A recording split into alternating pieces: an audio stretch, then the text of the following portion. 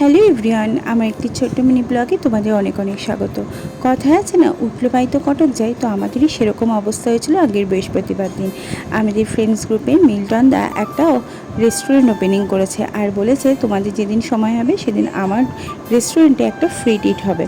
তো আমরা আর সময় নষ্ট করি কেন বলো, আমরা তো সেই ধরনের।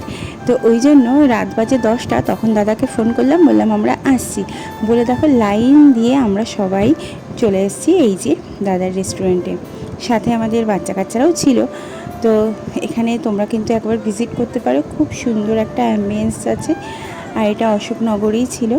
তো আমরা চলে এসেছিলাম, একটু ফটো সেশন হয়ে গেল প্রথমেই বাইরে, তারপরে ভেতরে গিয়েও দেখো ভেতরের অ্যাম্বিয়েন্সটা খুবই সুন্দর। আর যেহেতু এত রাত হয়ে গেছিলো, যেহেতু লোক সংখ্যা অনেক কম ছিল, যারা ছিল তারা অলরেডি ডিনার করছিল আর তারপরে চলেও যাচ্ছিল। আর আমরা এই বসে পড়েছি নিজেদের মতো, বাচ্চাদেরকে নিয়ে চলে এসেছিলো মাটন বিরিয়ানির সাথে রায়তা ছিল, দারুণ টেস্টি ছিল। মানে রায়তাটাও দারুণ ছিল, বিরিয়ানিটাও খুবই টেস্টি ছিল। তো বাচ্চারাও খেয়েছে খুব ভালোভাবে, দারুণ মজা করেছি আমরা সবাই।